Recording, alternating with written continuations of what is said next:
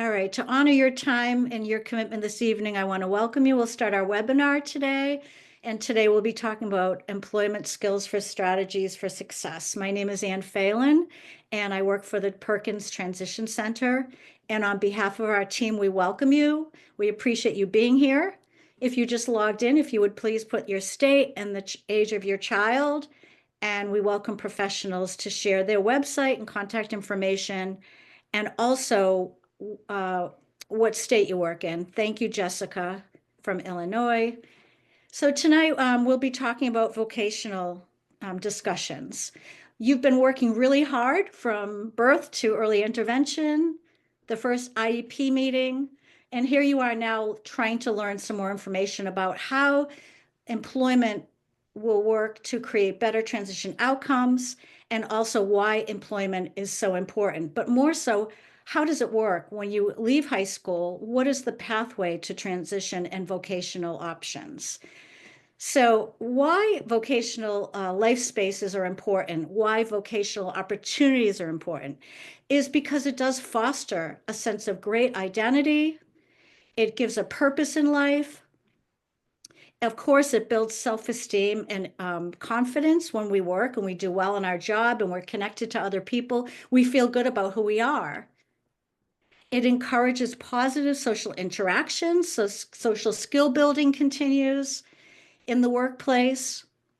Also, it's an opportunity to learn new skills. So I really believe that a growth mindset is important. When you leave high school, it doesn't end. For all of you here, you're still learning. Here you are tonight. And by the way, give yourself a hand for being here and carving out time for this evening together. We're building a community. And we do know that when there's purpose in life and that someone is going to do something every single day, that mental health and physical health really improves. And so there are better outcomes there. So let's talk a little bit about what are the vocational options rather. So dehabilitation is an entry-level opportunity that is for people who are still looking at the soft skills, how to follow directions, how to read a room, maybe how to improve social skills, and perhaps needing a bit more support. So leaving high school, there's always a trajectory. There's a pathway to vocational, and dehabilitation, sometimes called dayhab, is a starting point. This is an entry-level opportunity, and in most states, it's funded by the state Medicaid program. But it would be up to you to really work with your transition team and your DDS, Department of Developmental Disability case manager, to learn about funding for dehabilitations. People with medical complex needs and sometimes behavioral challenges would be best suited for the entry into dayhab. But remember, this is not where you land and stay always. We always want to continue to advance. And the next step would be less supports, would be community-based day programming, sometimes called CBDS. Like dehabilitation, the skill building continues in the vocational, pre-vocational skills, social skills, but they might go out into the community more and engage in some competitive employment.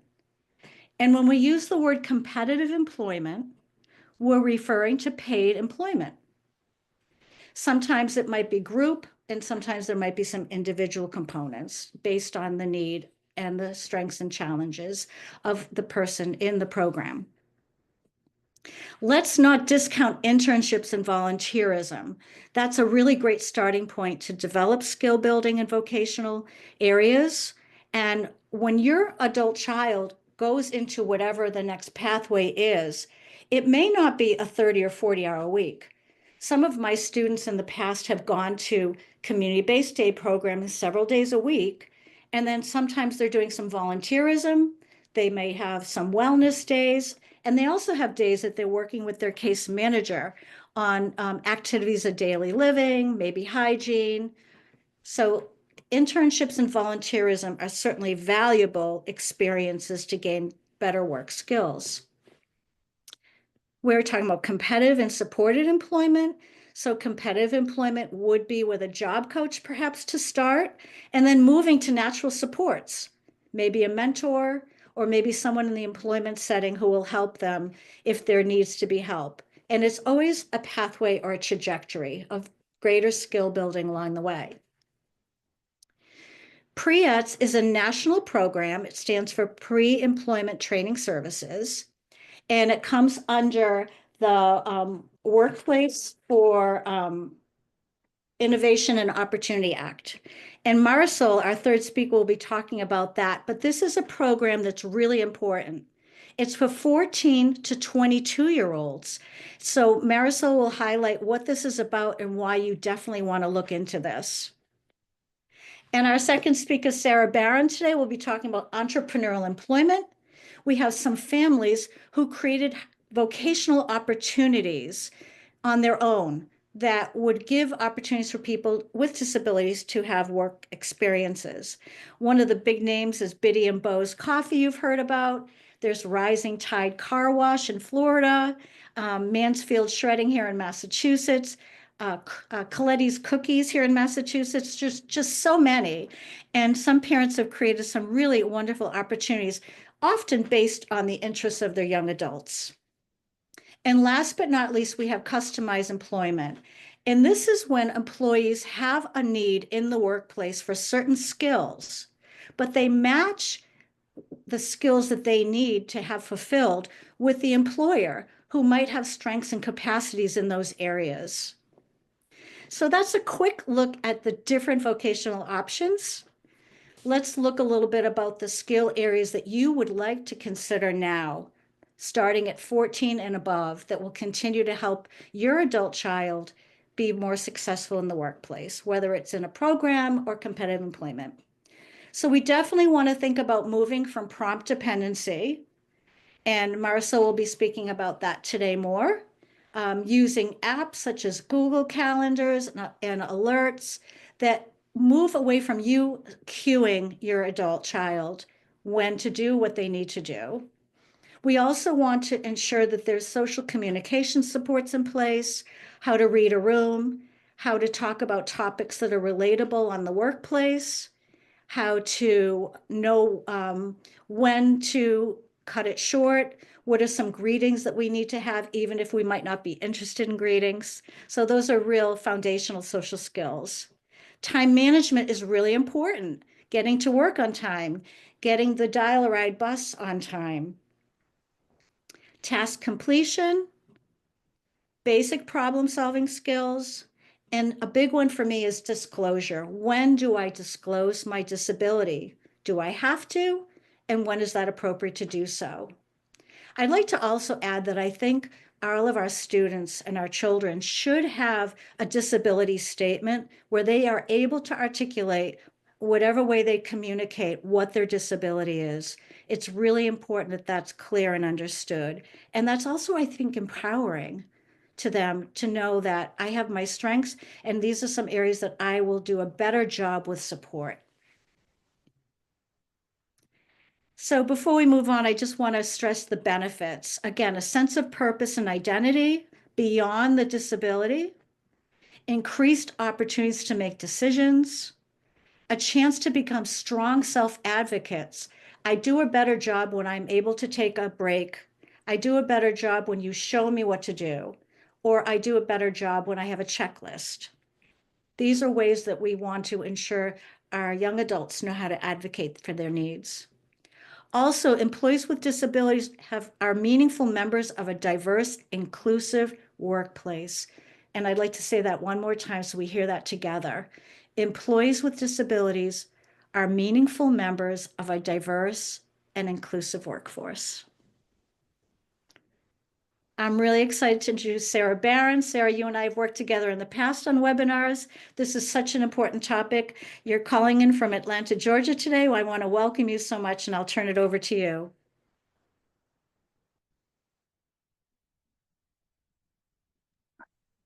There, I'm unmuted.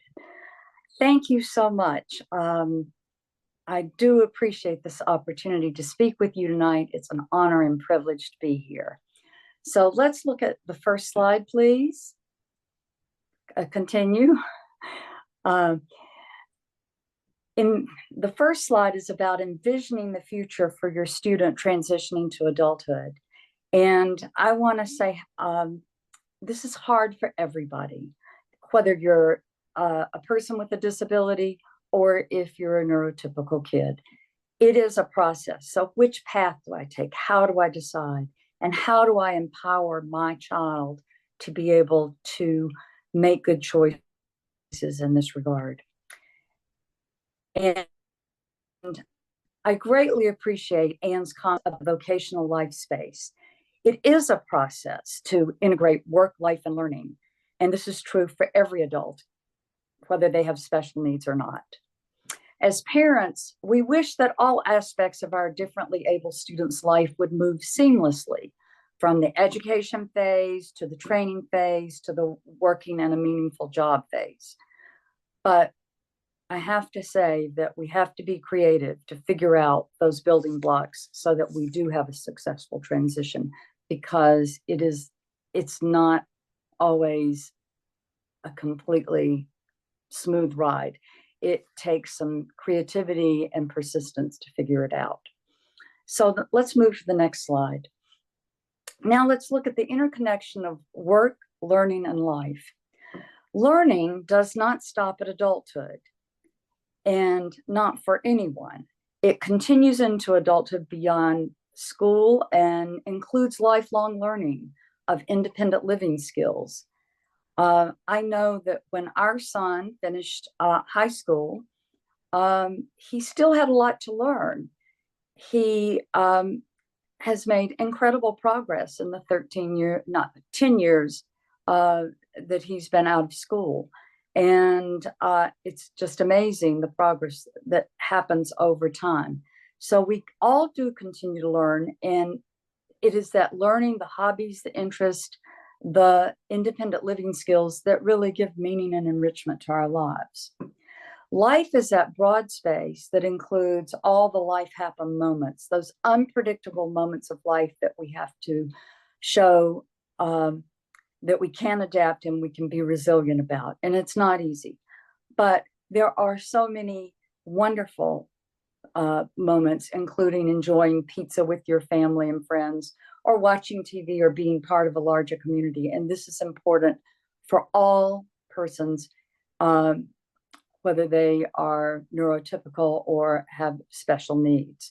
And through our social connections that we make, this interconnection, we have opportunities to learn more about work opportunities and learning opportunities.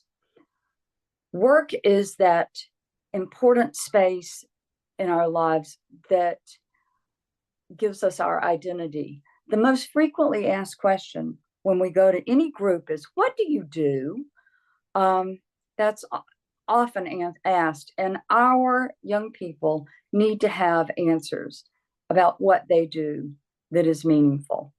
And work is where we direct and focus our energy in a particular direction, whether it is training, volunteering, or working at a job. Where do we focus our energy?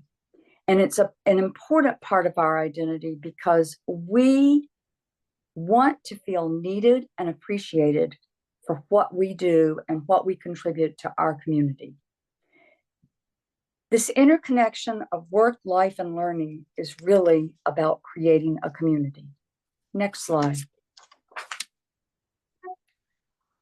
Opportunities to practice skills are the building blocks of transition. We need to give our young people opportunities to practice their skills and think about how it might apply to a job.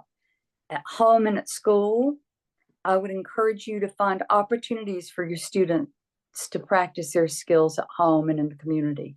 For example, at home, you might encourage your student to be the family weather reporter using a weather app, so that they prepare everyone in the family to know what the weather's going to be tomorrow, whether they're going to need a raincoat, a jacket, or a sleeveless, short sleeve shirt. It's important to practice these life skills, because one day they're going to need to be able to get dressed and out the door to go to work. Community activities are also an opportunity for practice.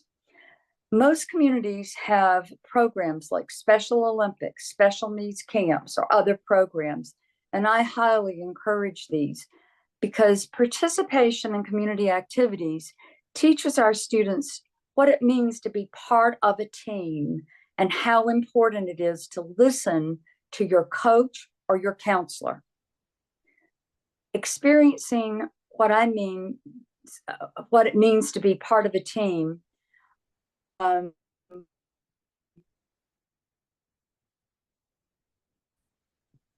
skills and prepare for that day when your son or daughter becomes part of a team on a job.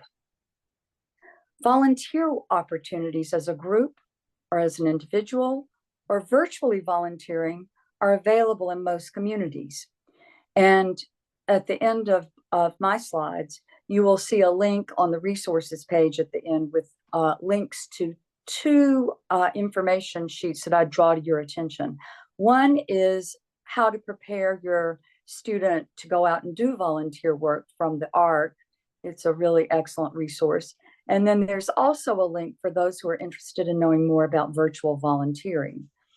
There are all kinds of opportunities for every skill level, even though you sometimes have to be persistent and creative to figure it out. Next slide. I want to talk about the benefits of volunteering because, as I said at the beginning, you wish it would be seamless, that you could move from school to training to a job. But sometimes there is a waiting period, and you want your student to be able to maintain their skills. And volunteering is certainly an excellent resource when you are in that mode, or simply because you want to give back to the community, which I think is equally important. Volunteering boosts self-confidence. It builds the concept of being part of a team. It provides opportunities for social connections and networking. It strengthens skills. There again, we have that opportunity to practice. And it gives work experience to list on your resume and offers flexible hours. So I'm going to share two stories about two individuals I know personally about and share about their volunteer experiences, because I think there's some good lessons learned here. In the first case, it's about a young man with autism who insisted that he wanted to have a job in the movie business. It was his passion, and he had an encyclopedic knowledge about movies. And since a lot of movies are made here in Atlanta, he was fortunate to be able to obtain a volunteer job working on a movie set for a small movie. And his job was to move lighting equipment for 2 days when they were filming in a particular area. And he worked for those 2 days on the set, and he did an adequate job. And I asked this individual later, I said, how was it? And he said, well, the work was okay, but there was too much standing around and waiting to be told what to do. And then it was just kind of boring. And that's when he decided that a movie job was just not for him. And the important lesson learned here is that sometimes through volunteering, we discover what we don't want to do as much as what we want to do, which is valuable information.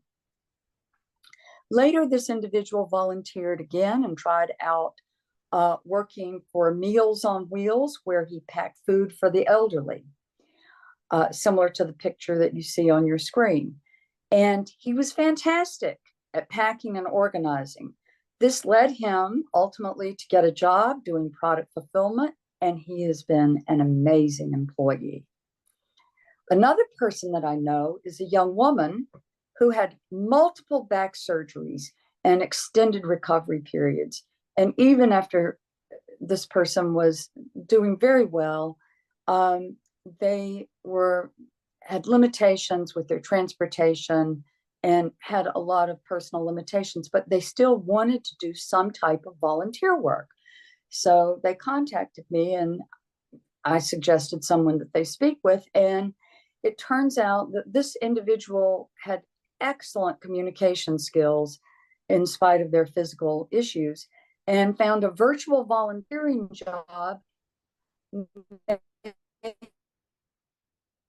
phone calls for remote.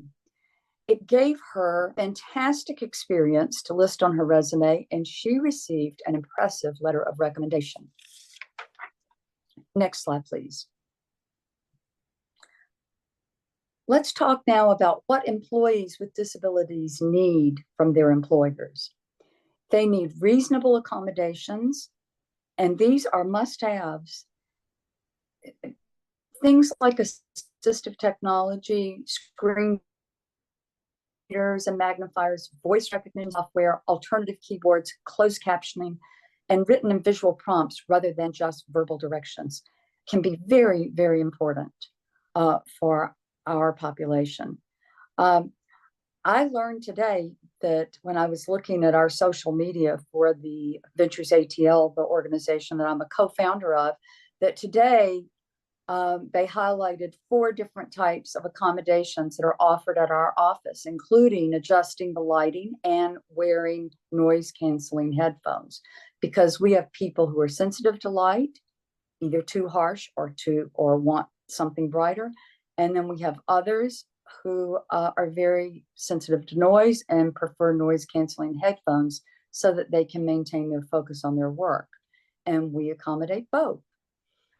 Visual and written instructions instead of verbal prompts really encourages independence.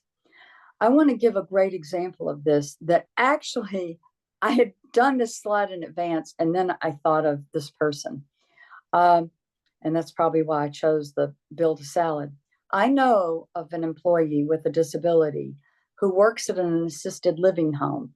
He makes 30 pounds of salad every day, 5 days a week. And he has a visual prompt. This helps him make sure that he doesn't leave out anything. It's just a checklist, really. And it also helps him be able to focus and just let go of any worry or anxiety because he knows what to do and it's right there in front of him. He's confident. And don't we all have to-do lists? And now I want to talk about an inclusive work environment and why that's so beneficial for our employees. A culture of acceptance and support enables our employees to do their best work. It's as simple as that. When managers are trained to understand the capabilities of their employees with disabilities, they're able to be better managers. And managers who have such training are able to keep their expectations high and yet reasonable. And finally, I want to say everyone, all employees benefit from easy to understand directions. Next slide.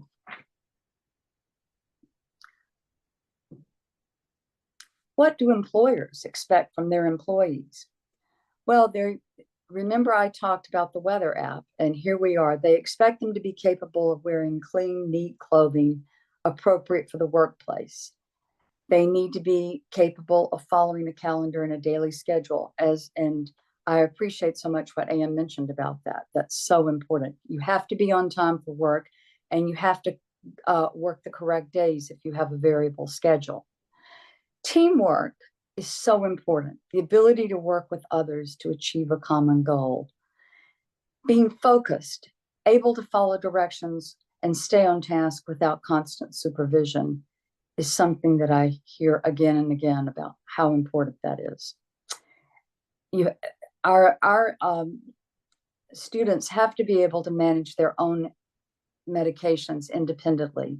And soft skills, that reading the room is so important, being able to communicate clearly and behave appropriately in the workplace. And I want to give an example of how staying on task and soft skills can be challenging for all employees, including those with disabilities. At a grocery store that I know of, they have a process of resetting the shelves periodically. And it's usually done every 2 to 4 months, depending on the store. All stores must comply. Well, an employee with a disability might have experience with setting other types of products, but now they've been given a different product, and maybe they got instructions, but maybe they are not sure exactly what they're doing, what they're not doing when they're getting instructions as a group. So now they're not sure what to do. And sometimes our sons and daughters are literal thinkers, so they might not how to even ask how to handle a particular item or ask the question that's not real straightforward. And problem solving skills are needed here. So this this employee with a disability has to decide on the fly, what should I do? Should she interrupt her manager, who was in the process of talking to two other employees right now? Should she ask her coworker, who's working in the same aisle but a different section? Should she try to work on something else until her manager is available to answer her question? This is not easy to figure out how to handle this kind of situation. Instructions are given by managers that cannot cover every contingency. And when we train our employees, we can't even train them for every contingency. So our highly capable but differently able employees don't always know what the expected behavior is in this nuanced situation. And of course, we have to encourage them to advocate for themselves, but to know when the timing is to do it. Next slide. And Sarah, I just want to jump in, and Marisol and Sarah and I will be having a dialogue throughout this. If your adult child's not at this place of the skills that our employees are looking for at this time, they shouldn't be, right? There's time to build those skills, and sometimes job coaching supports will always be needed. So we know that everyone is on a different spectrum of where they're going to be in the workplace. Thank you. Thank you. Do I need to, oops. There. I didn't know if I needed to unmute again. And I'm going to say something specific about our son. I want to underscore what you said.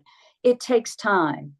At the age of 22, our son, when he finished school, then he went to a post-secondary program. That was 2 more years. But then when he came out, he still was not ready. He attended other things. It was not until the age of 27 when he really had his first real job.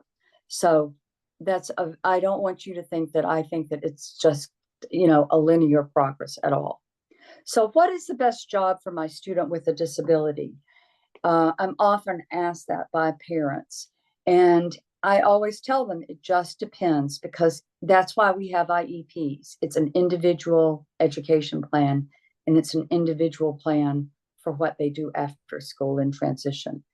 But I'm going to say factors that are likely to lead to successful employment experience. This is what I always say. Think first about what are the strengths of your student. Look for jobs that fit their strengths. Look for jobs with clear routines and predictable tasks.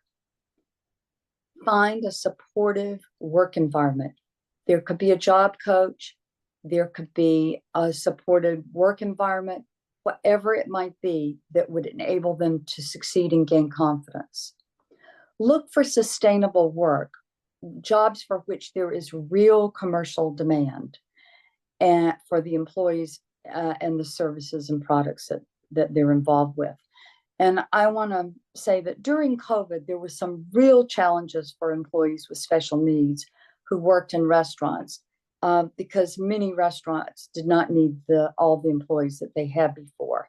And there is ebb and flow to demand for commercial products and services. So it's very important to find a business that is sustainable, because it will impact employees if not. Next slide, please. Entrepreneurial employers. What is an entrepreneurial employer? It's a business that creates job opportunities for individuals with disabilities specifically, so that these jobs are tailored to their specific needs and skills. The workforce model is that they are actively hiring employees with disabilities. There is an inclusive workplace where all employees feel valued and respected. There is an entrepreneurial mindset because it's often started by parents like me who have business skills and who just feel such a strong demand that they decide to accept those roles. And in this case, we must deliver the same high standards as in any other business. And you may say, well, why have so many parents undertake these roles? And I think employment is a tough nut to crack for persons with disabilities. There are many talented individuals with special needs who would like to work, and there are not always enough job opportunities for all the people that would like jobs at that moment. There's a huge demand. And so entrepreneurial parents and family members start businesses to meet this demand and create job opportunities for this population. And truly, we need all the innovative solutions from entrepreneurs, from competitive employers, from all the different list of employers and training programs. We need all of these solutions. It's not just one solution. And here I want to interject, if there are any parents who are interested in starting or becoming an entrepreneurial employer, my contact information is listed. Please feel free to reach out to me and I will be very happy to talk to you at another time. I also want to say, how is an entrepreneurial employer different from a traditional employer?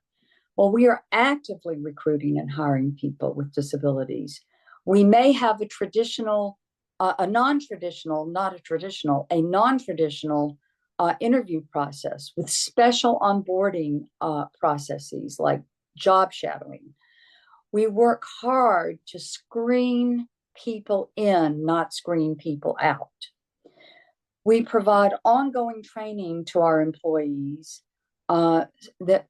because we want to meet their needs and meet them where they are. Accommodations are routine for us. Assistive technology is welcome. Adjusting the lighting, noise canceling headphones, all of those things are all acceptable.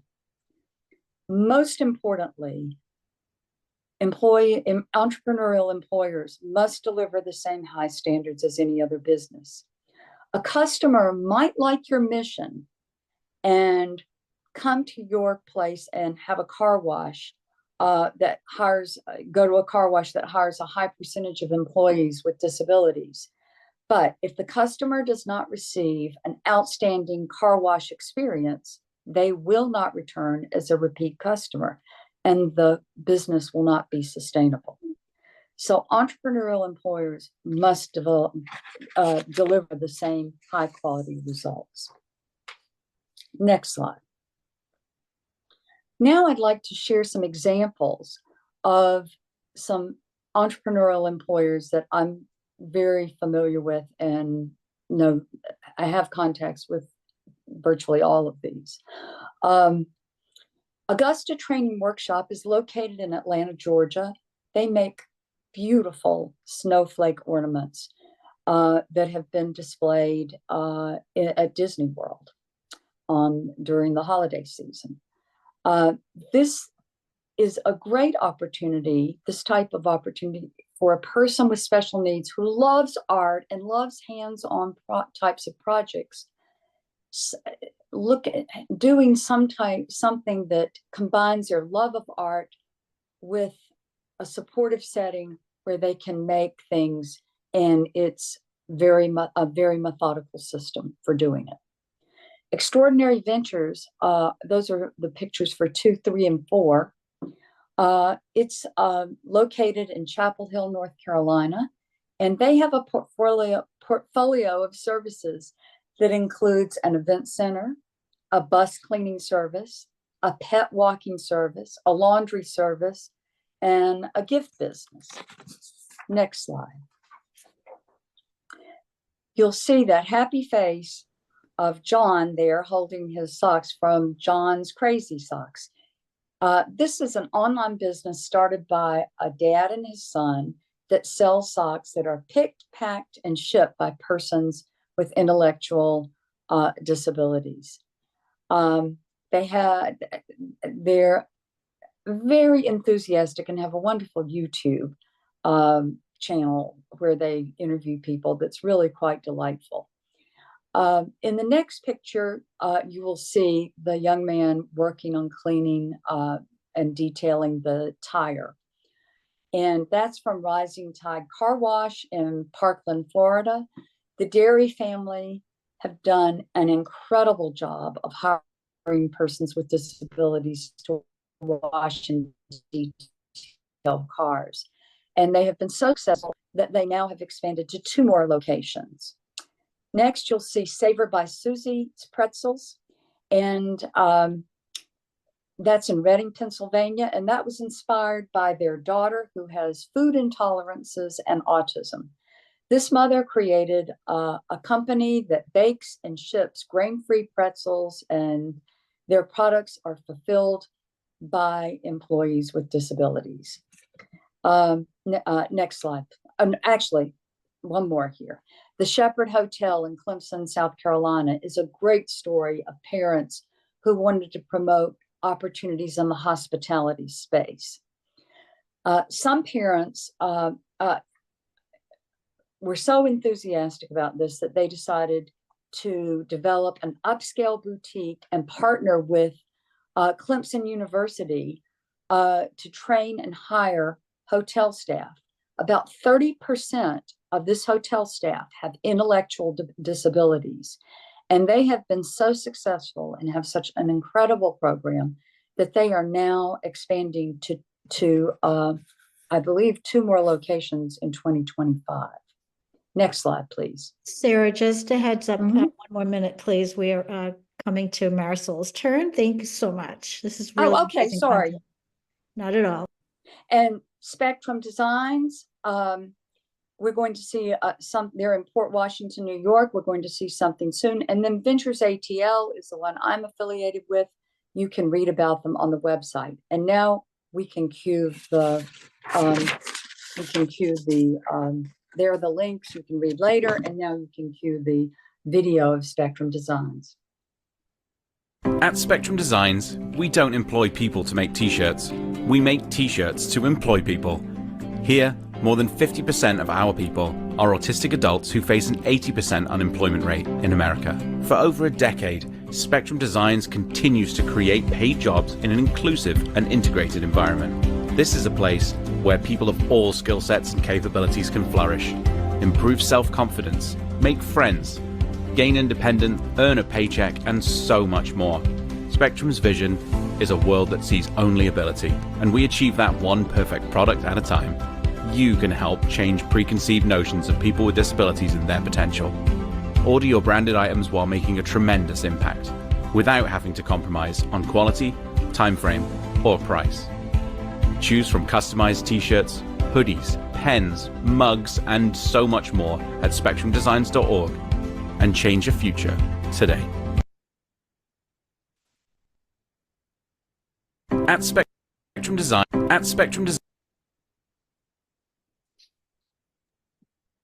Oh, thank you, Sara. And Sara, could you put Venture ATL's website? And as Sara suggested, she would really love to talk more about Ventures ATL. That entrepreneurial employment opportunities has just been incredible. Sara, thank you so much. Sorry to be the timekeeper, everybody, but I want to respect everyone's time for the hour we have together. It goes by so fast. I'm really excited to introduce my colleague, Marisol Carmona.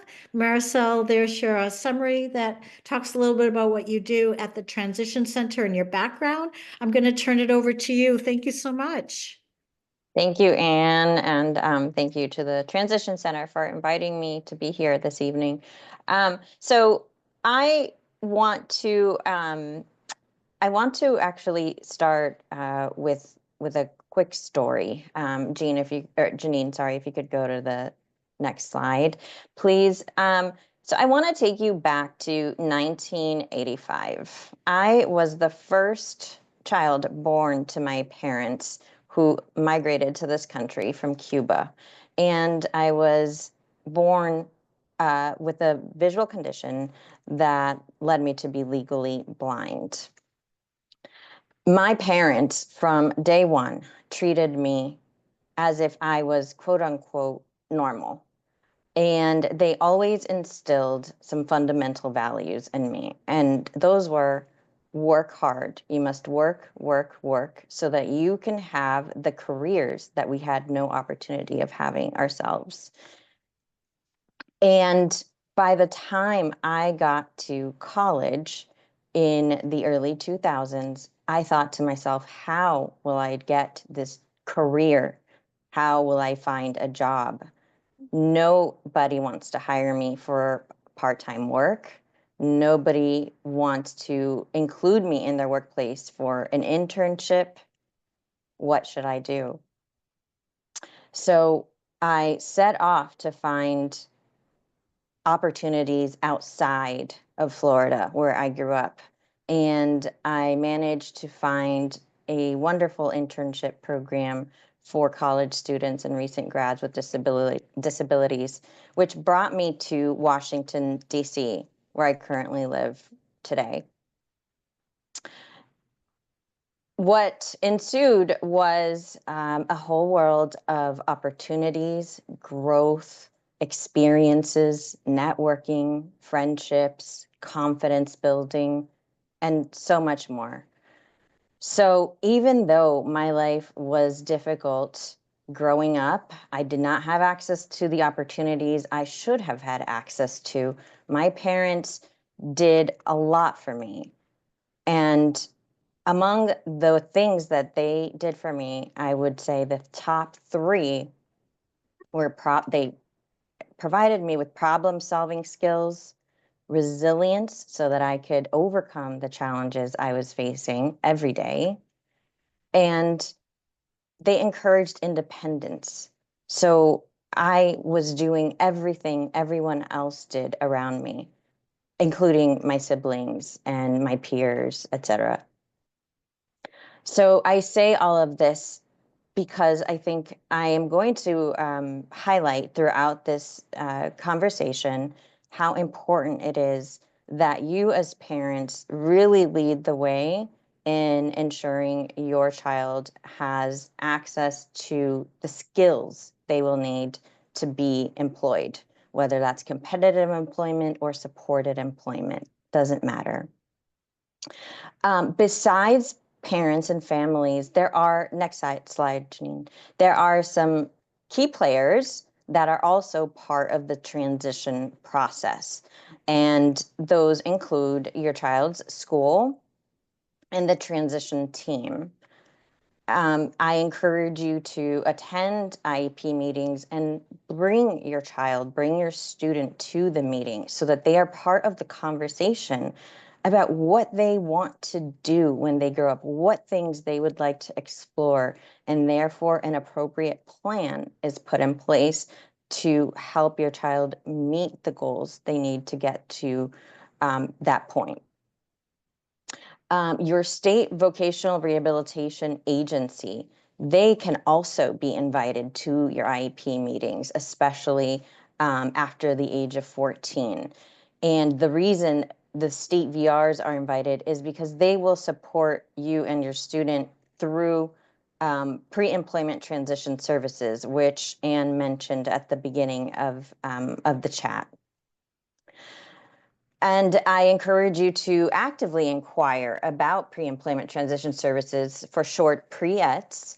If you are unfamiliar with what PREETs they are a set of services that are mandated by law that provide students in transition who are likely to be eligible for vocational rehabilitation support. They provide them with job skills and training. And that can be through a variety of ways. It could be through special programming, summer experiences. There are definitely several throughout the country that are PREETs eligible, certain workshops, etc. So I would encourage you to talk to your schools and talk to your VR agencies and find out what pre-employment transition services are available to you and your student. Next slide, Janine. So here's where we get to my favorite part of the conversation. I mentioned a moment ago, and so did Sara early on as well, that it's sort of the importance of employment readiness starting at home. I would venture to say that you as parents actually are the first ones who will provide your child and children with employment skills. Think about the kinds of skills you currently have in your jobs. Think about who taught you to get to work on time, who taught you to be responsible, organized, etc. Those are skills that we can refer to as transferable skills. In other words, there are skills that you probably acquired somewhere else. You probably acquired those at home as a child. Your parents were the first ones who said to you, it's time to get up for school. You need to learn to be on time without me reminding you. Sound familiar? These are all skills that students need from you. And there are ways to do that. So having an expectation that your student set an alarm to get up for school so that they're ready on time. And what is the time they need to get ready? How long does it take them to get ready? Managing tasks, ensuring your student has responsibilities at home, ensuring that they have chores just like their siblings. And that can include things like setting the table before dinner, cleaning up after dinner, loading a dishwasher. That can include feeding the dog. That can include making their bed, being responsible for taking out the trash. These are all, again, transferable skills because maybe your child will become interested in a job where they have to do some of these things, like, for example, hospitality. Maybe they set up events. Maybe they help prepare for events. And they might get information about what it takes to do that job at home by the chores they had to do when they were teenagers. And one thing I really want to highlight here is providing feedback and how important that is for your students' growth. It is so necessary to provide feedback as your student does their chores around the house, as they move through responsibilities. Give them kind and constructive feedback. Don't let them get away with a job poorly done simply because they have a disability, because they can't see. They deserve, like everyone else, to do a job well. And I'm sure that's what they would want as well. Disability poses obstacles, but it should never be an excuse. And I think that line bears repeating.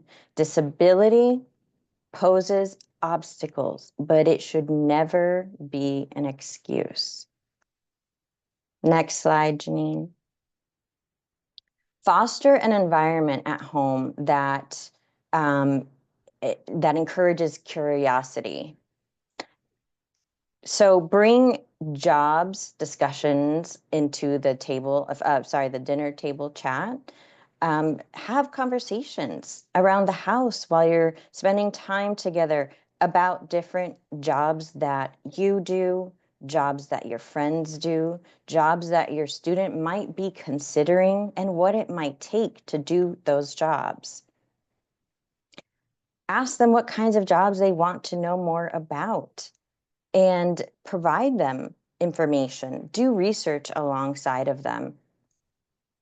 Many times students don't know what jobs exist out there because they did not have access to something we refer to as incidental learning, which is basically learning about life and the environment around us by casual observation. As blind individuals, we don't have that opportunity. So we need to be explicitly told what's out there. When we go to the grocery store, who is cutting up your lunch meat? What are they doing to cut up that lunch meat, right? Who is packaging your groceries? How did they get into this bag, the bags that we put into the trunk, right? Those are all things that your students may not realize are happening around them. Janine, next slide, please. And then my final point for today is the importance of talking about disability. This is going to be a skill that they will need when they get a job, as they will need to advocate for accommodations to do their job. Talk to your students about their disability. Help them find ways to explain and articulate their disability in a way that's comfortable for them. This is a tough age. Your children are in their teenage years.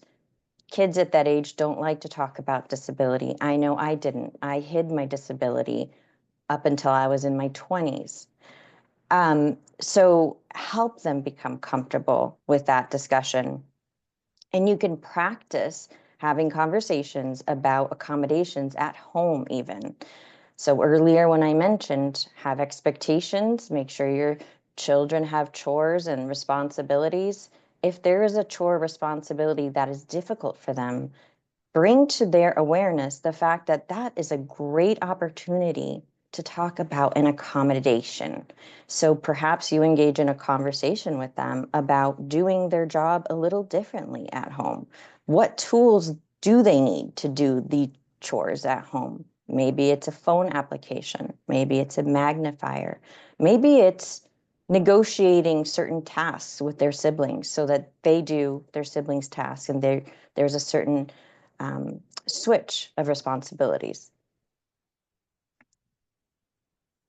And then,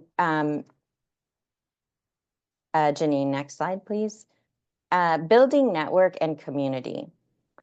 So this is also very crucial to the employment journey, as students will need to connect with people like them. My growth, once I left my house, I stepped into myself. I grew into my shoes by getting to know other blind people who were living their life like everyone else. And I was able to see, wow, I can do that. I can travel. I can go out to eat. I can have friends over my house.